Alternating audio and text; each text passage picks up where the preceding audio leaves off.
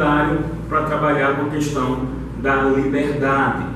E aí você vê que isso se encaixa com outros autores da época. Por exemplo, Adam Smith, ele diz que o Estado não pode intervir na vida do indivíduo porque não existe juiz melhor para a vida do indivíduo do que ele próprio. Porque o Estado não teria como conhecer todas as necessidades e todas as qualidades que o indivíduo tenha. Então, qualquer decisão que o Estado tome quanto àquele indivíduo seria errada. Aí perguntam, por que eu não conheceria? O indivíduo ele se conheceria. Isso é a argumentação de Adam Smith, eu não estou dizendo que é correto ou errado. Mas aí o que Adam Smith também dizia? E se o indivíduo errar? Ele dizia, se você errar e o prejuízo for seu, isso servirá de lição. Se você errar e prejudicar o direito de terceiros, será a única vez em que será legítima, veja, não é só lícita, é legítima, será aceitável a intervenção do Estado. Então Locke, Adam Smith, John Stuart Mill, todos esses pensadores pensavam que a intervenção do Estado não poderia ser para direcionar sua vida em educação, em trabalho, em moradia, apenas para punição, e punição apenas quando você afetasse a esfera de direitos de outro indivíduo. Tá, ok? Então, eu vou te dar educação? Não, porque o Estado, ideia desses liberais do século XVIII, o Estado não conseguiria conceder isso para você, não conseguiria passar para você a educação correta. Então, tenho que possibilitar que igrejas, instituições, todas elas te deem educação, e aí você vai escolher a que melhor vai para a sua necessidade. O seu pai, a sua mãe escolheriam ali, ou talvez eles vão te dar a educação em casa, educação domiciliar. Mas como é que o pai e a mãe vão dar educação? A gente tem que pensar que a educação aqui, quando eles falam isso, não é a educação que a gente tem de aprender química, física, matemática, português, é aprender a ler, aprender a escrever, aprender a matemática básica. E isso você já está sabendo muito mais de 90% da população, mesmo na Inglaterra. E depois você fazer um curso para ser médico, para ser dentista, mas depois a sua educação seria básica, a da família. O Estado não poderia dizer como você deveria desenvolver o seu comércio, porque só você sabe as necessidades do seu cliente. Então, essa ideia liberal que o John Locke começa é uma ideia de limitar muito o Estado. É meio estranho para a gente pensar nisso, porque o Brasil ele trabalha com um mínimo de intervenção. A nossa Constituição não é uma Constituição ortodoxa de uma ideia só. Por mais que ela tenha muitos elementos liberais, ela tem também muitos elementos sociais. Ela é mista, ela é heterodoxa. Então você tem que entender que o Locke ele pensava nisso. Estado só é para prender quem comete crime. Fora isso, acabou. E tem algumas ideias que são, para a gente, são meio sociais, mas na cabeça dele não era simplesmente social, era para privilegiar o indivíduo. O Locke, por exemplo, defendia a reforma agrária. Aí o pessoal, mas isso não é uma ideia socialista mais à frente? Reforma agrária na Inglaterra, em que boa parte das terras estavam em poder do Estado.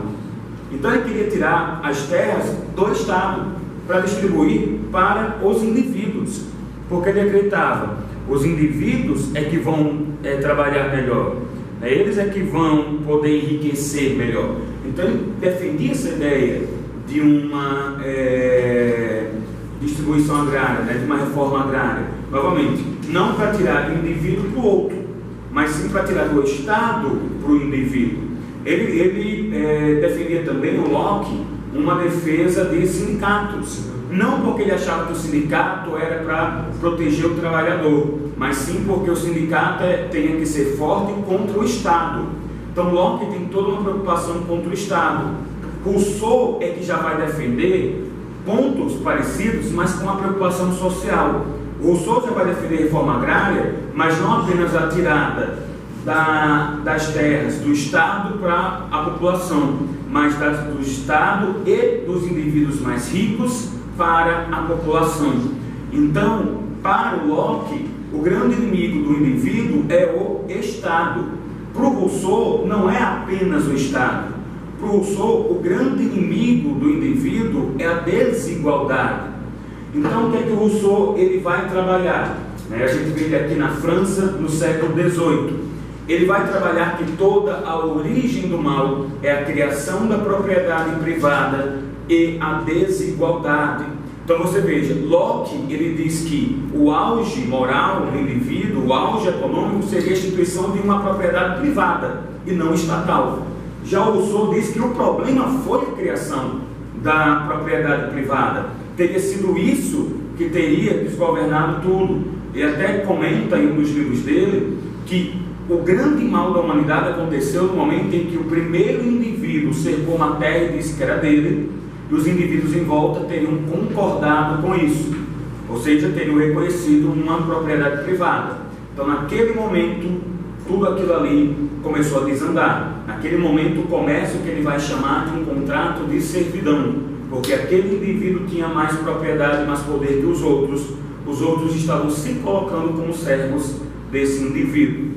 Então ele vai defender algumas ideias que até batem com o Locke, mas nunca com o mesmo sentido, com a mesma, o mesmo fundamento.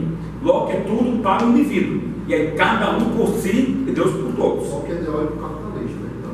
Ele é pai, na verdade, o Locke ele é pai do liberalismo, e o capitalismo que a gente conhece, o capitalismo ele parte do... porque quando a gente fala capitalismo, a gente também tem que ver qual o capitalismo, né? Porque, por exemplo, nós vamos ver em alguns países da Europa e alguns países da América Latina um capitalismo de Estado.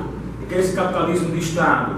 É uma intervenção do Estado na ordem econômica de maneira a beneficiar determinados grupos econômicos em prejuízo de outros.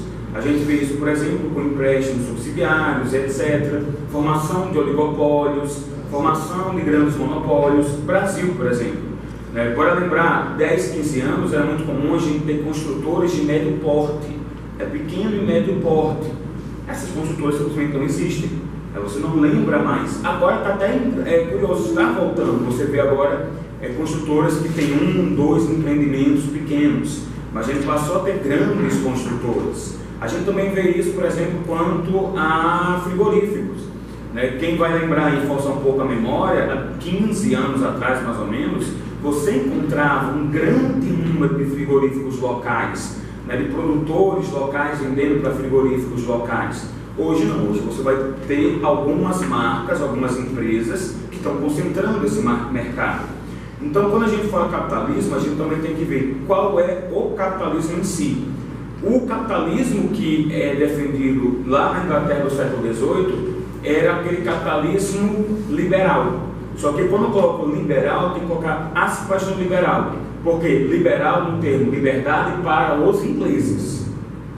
Ou seja, liberdade para mim. Porque esse capitalismo do século XVIII é o capitalismo colonizador. É o capitalismo de a Inglaterra é o império onde o sol nunca se põe. O monarca da Inglaterra é desde monarca do Canadá a monarca da Índia. Então tem que dominar tudo, dominar todos os povos para realizar comércio. Agora, os ingleses terão liberdade de realizar esse comércio. Não vai ter tanta intervenção estatal. Mas isso é contraditório, porque a Inglaterra era monarca, apesar de ter sido o primeiro país a passar pelo processo de revolução industrial, até hoje a monarquia é parlamentar. Porém, em todas as suas colônias e até nas colônias do outro país, eles queriam que não tivesse mais, não é que a colônia acabasse, mas é que a base colonial, por exemplo, do Brasil, era a escravidão. A plantação tanto de cana-de-açúcar, posteriormente café. Mas a Inglaterra teve necessidade de destruir a base colonial, que era a escravidão, para poder fazer com que o capitalismo dela se instalasse aqui, porque escravo recebe salário e não podia ser consumidor. Qual é a questão? A Inglaterra, a gente tem que lembrar que isso depois até foi passado pelos próprios Estados Unidos, ela nunca foi contra o modelo de escravidão, porque há um imperativo moral contra o modelo de escravidão. Você vê isso, por exemplo, nos Estados Unidos. Quando é assinada a Constituição Americana e a independência americana teve por base o Locke, essa ideia de Estado liberal, você ainda não tem direitos individuais na Constituição. Mas logo em seguida são escritas as primeiras emendas. E uma das primeiras emendas fala do direito de liberdade do indivíduo. Você está lá, logo, salvo engano, na primeira emenda você tem um direito de liberdade. A quinta emenda reforça isso. É o direito de ampla defesa e tudo mais. Agora, tinha a liberdade e tinha uma base escravista. Com detalhe, o partido mais popular né, mais populista, que pensava na camada dos pobres, era justamente o Partido Escravista, que eram os democratas. Lincoln, ele é republicano.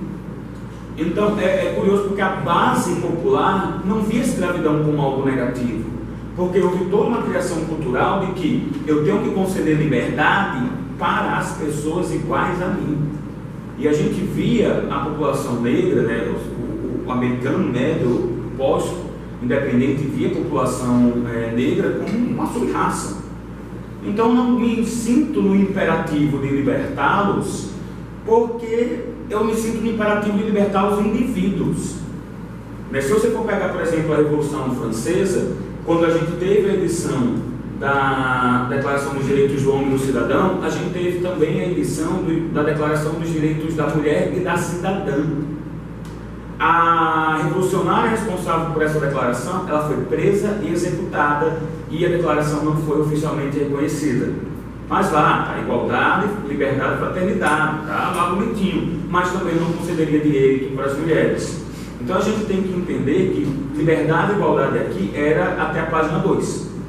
Então quando a Inglaterra ela pedia o fim da escravidão, não era porque ela acreditava tanto na liberdade, era justamente por uma questão econômica. Escravo não ganha dinheiro para compra de material, né, para compra de bens e produtos. E agora eu estou passando pela Revolução Industrial, eu tenho que ter mercado consumidor.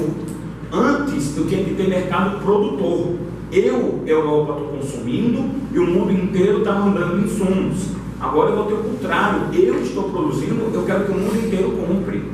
Só que mesmo assim, mesmo quando há liberação de escravos em várias colônias dela, ela ainda continua com um controle colonial muito forte, né? O sistema colonial da Inglaterra só vai ruir na Segunda Guerra Mundial. A própria Elizabeth, ela ainda chegou a ser rainha de alguns países africanos. A Etiópia, por exemplo, o pai dela ainda foi rei da Índia. Então a Índia, o último rei da Índia, o último rei inglês foi o pai dela. Ou seja, havia uma contradição de você ter uma intervenção da Inglaterra forte. A Inglaterra não era uma metrópole boazinha, e ela só não queria a questão da escravidão por uma questão financeira. Ah, mas então por que eu estou dominando, já que eu falo muito de liberdade? Você pode pegar os vários escritos daquela época, e há sempre uma preocupação da Inglaterra sendo a grande produtora da civilização. Ela é produtora da sabedoria, da inteligência, ela é a França também. Então você vai ver sempre que a ideia de expansão era: eu estou indo civilizar. Então, apesar de eu pregar tanto a liberdade, eu posso dominar o povo porque eu estou civilizando aquele povo, aqueles pobres coitados, aqueles miseráveis, né, selvagens, tudo mais, que era o texto. E isso mesmo na cabeça de pessoas que, em tese, eram muito progressistas para a época. Você pegar, por exemplo, o francês Jules Verne, né, que ele vai escrever 20 mil léguas submarinas, vai escrever Volta ao Mundo em 80 Dias, ele é considerado, sabe aquele cara hiper de esquerda, não sei o que, hiper revolucionário. Claro, ele não se via nem como questão de esquerda, mas para os nossos parâmetros seria, para a época. Você pega Volta ao Mundo em 80 Dias, e você não consegue ler aquilo. Assim, claro, você consegue, é o meu livro favorito, o Volta ao Mundo em 80 Dias. Né? Mas você, o tempo todo está, isso daqui está meio racista. O tempo todo você fica, isso daqui está meio racista, mas não estava. O personagem, o personagem principal é estupidamente avançado para a época. Porque a época era de uma época ser estupidamente racista, de uma superioridade da Inglaterra e da França cultural. Então, eu só vou liberar quem vale a pena ser liberado. É liberdade só para quem eu acho que vale a pena, homem da minha nação. Para o resto, mulher para ser subserviente. Na Inglaterra, que a gente tem parlamento, a gente tem democracia, mulher não vai votar. A mulher só vai adquirir o direito a voto, as sufragistas, um pouco mais à frente. Então, mulher para ser subserviente e estrangeiro, mais ainda. Se mulher é cidadã de segunda categoria, estrangeiro de terceira. A liberdade aqui é para os homens que são cidadãos de primeira categoria. Mesmo Rousseau, ele não deixa, né, longe disso daí. Então a gente tem que entender isso daí, porque quando a gente quer ler, muitas vezes, certas figuras históricas, lendo a partir do nosso momento. Hoje, alguém que é progressista, que respeita as liberdades individuais, ele não vai ser racista. Ele não vai ser, por exemplo, contra os indivíduos mais pobres. Mas pega, por exemplo, Martinho Lutero. Martinho Lutero, e é um ponto bem importante que a gente vai ver mais à frente na questão da reforma protestante, ele foi um cara que era todo progressista, né, liberdade contra a instituição religiosa, etc. Você tem cartas dele aconselhando senhores feudais a matar os camponeses quando os camponeses se revoltavam. Não era aconselhando a ter que matar. E não era assim aconselhando a mata porque é o mais útil, mata porque eles merecem. Mata porque é o que a gente tem que fazer com essa gente. E ele era considerado um cara muito liberal, muito progressista para a época. Então imagino que não era. A gente tem que pensar isso. Se esse cara era o mais, o que estava quebrando a época, imagine quem não era. Esse então que não era, estava ferrado.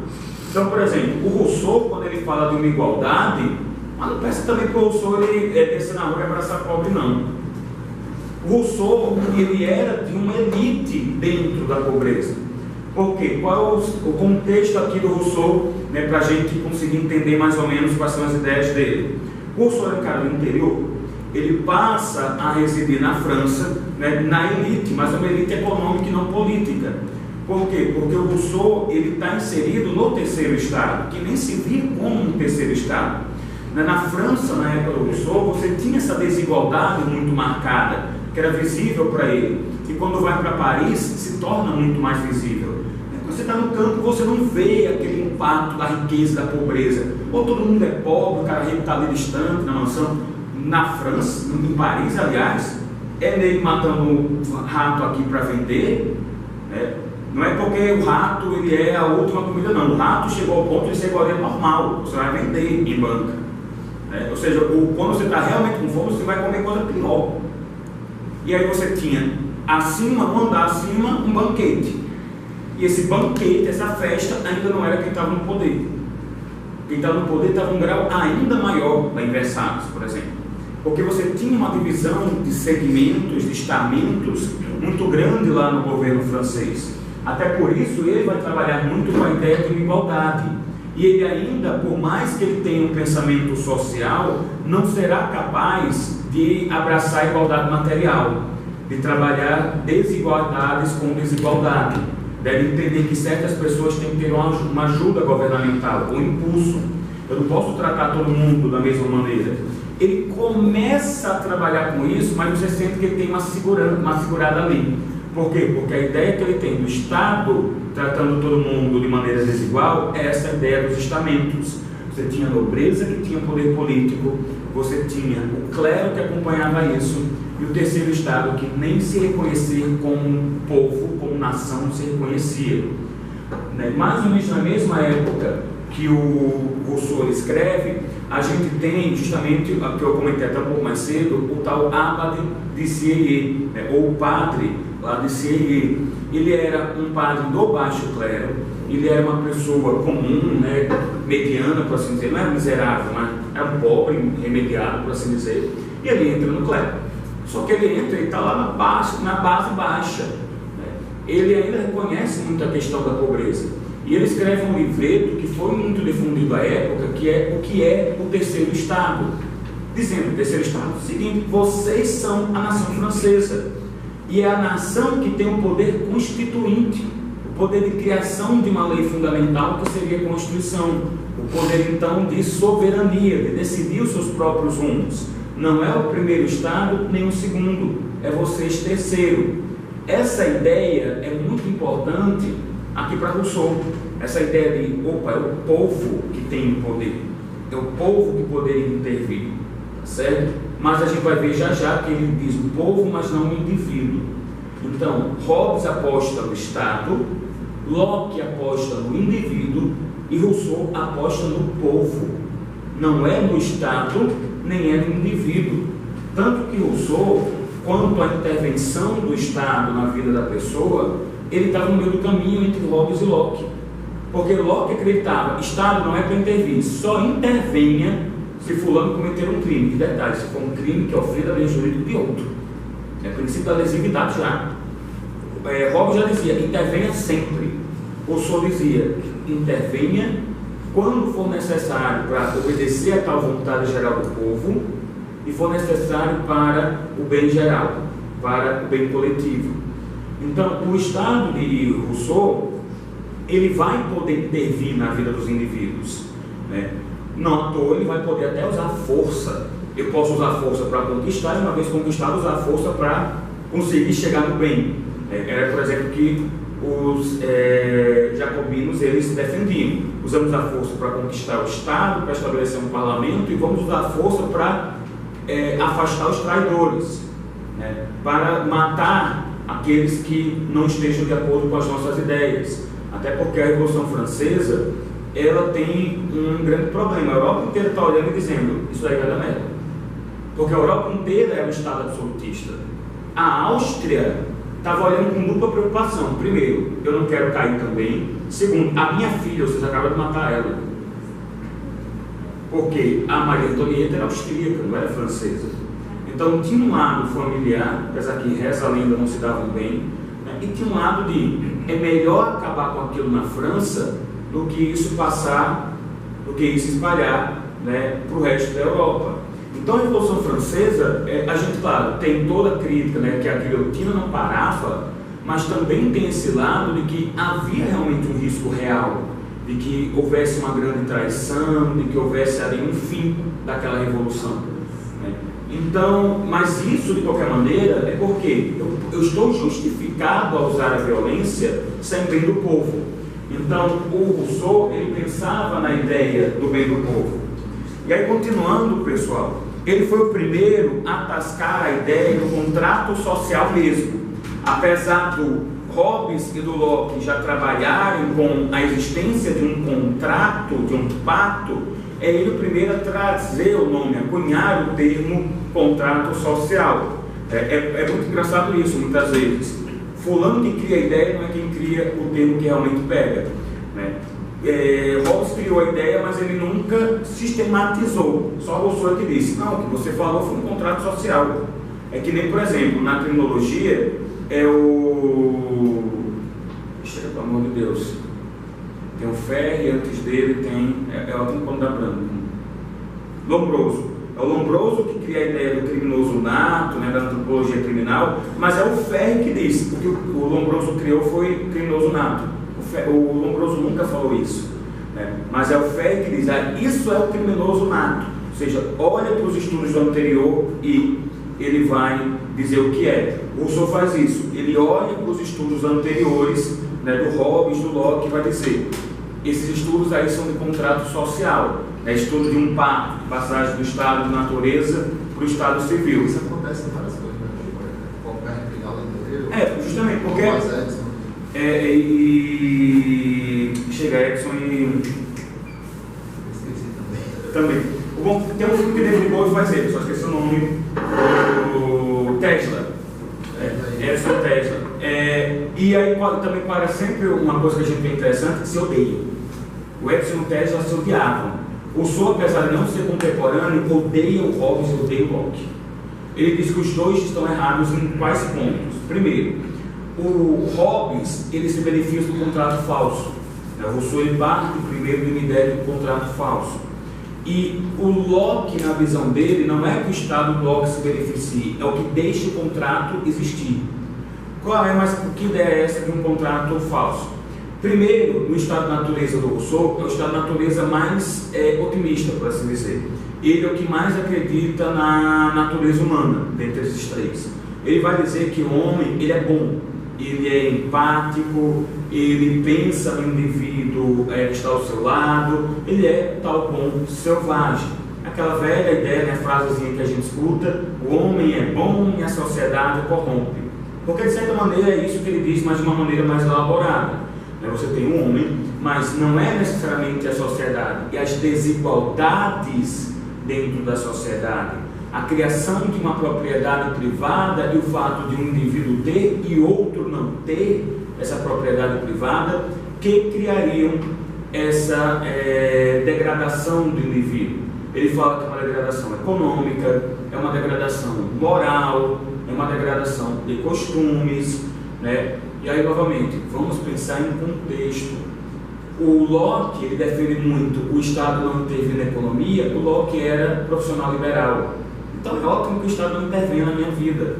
O Rousseau é um cara que saiu do campo e foi para Paris. Não é a Paris que a gente conhece hoje em dia, a coisa mais bonita do mundo. É a Paris cabaré ali, gente morrendo na rua ali, outros sendo saqueados para poder calçar as botas, a outra criança ali sendo paga para entrar no esgoto, roubar e caçar rato. Era essa Paris que ele conheceu. Então ele disse, pronto, isso aqui é uma degeneração completa. E peraí, lá no campo não estava nesse nível. Aqui está por quê? Porque a sociedade aqui é mais complexa. Ou seja, a sociedade é essa desigualdade econômica que está gerando isso. De a gente começar um estado de guerra depois do estado de natureza. Então veja, enquanto o Hobbes defendia que o estado de natureza era um estado de guerra, enquanto o Locke dizia que pode surgir a guerra no estado de natureza, e por isso eu preciso de um Estado que intervenha para prender e para punir, o Rousseau disse, o nosso estado de natureza é pacífico. Nós temos um estado de guerra por causa do pacto social, mas é porque a gente não fez um contrato social que preste. A gente fez um contrato que nós vamos chamar de contrato de servidão.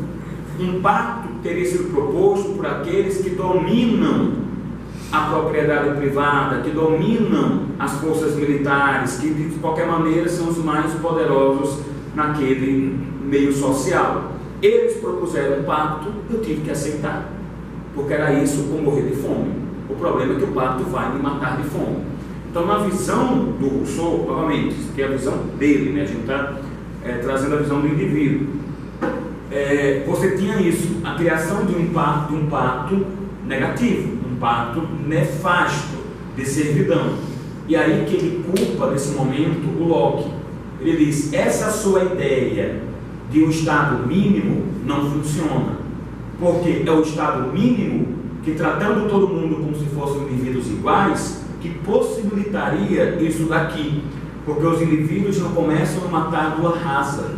Você vai ter pessoas que, por N motivos, conquistaram o poder econômico e vão usufruir desse poder econômico para oprimir outros indivíduos. Aqueles que, por algum motivo, não têm uma tradição de poder econômico. Não tem como você pedir que o filho do cocheiro vá competir com o filho de um grande comerciante. Então, na visão do Hobbes, esse estado mínimo deixava o contrato de servidão acontecer. Então, ele pensava, a gente tem que, de alguma maneira, consertar isso, nem que seja a violência. Então, é por isso que ele possibilita não usar apenas as instituições formais, não usar apenas eleições. É por isso que ele bate muito na questão da democracia direta e não apenas a indireta, como o Locke. Porque na visão do Locke, o inimigo é o Estado. Na visão do Rousseau, não é que o inimigo seja o Estado. O inimigo são aqueles indivíduos que nos fizeram engolir o contrato de servidão e tomaram posse do Estado. Então eu tenho que tirar esses inimigos de circulação e eu tomar posse do Estado, criando um novo contrato social, um contrato de liberdade que substituiria o contrato anterior de servidão. Então, o inimigo é a desigualdade, que o povo deve conquistar novamente o Estado. Então, você vê aí como há uma diferença. Portanto, para Locke, já que o meu inimigo é o Estado, eu volto para que uma lei limite o poder do Estado, limite a cobrança de impostos, limite isso, limite aquilo. O Rousseau não, tem que dominar. O Estado ele pode intervir, pode cobrar impostos, ele pode ter educação estatal, tudo, mas desde que seja a minha. E a minha, na verdade, não é minha, a minha é a do povo inteiro, é que represente o desejo do povo inteiro. Então ele vai se referir a isso daí na questão dele, o contrato social novo. Isso aqui, pessoal, é um trecho, né? Até eu comentei um pouquinho com vocês, a questão de você ter uma propriedade privada contra a liberdade natural dos indivíduos. Ele batia muito nisso, inclusive nem tanto só no contrato social. O livro dele, Discurso sobre a Desigualdade, é o que ele mais bate sobre a origem desse contrato de servidão. No contrato social, o livro Contrato Social, ele volta a discutir essa origem do contrato de servidão, mas aí ele já propõe o tal contrato, né, que seria de liberdade. Então, esse daqui é mais de reconhecer o problema e de ficar reclamando.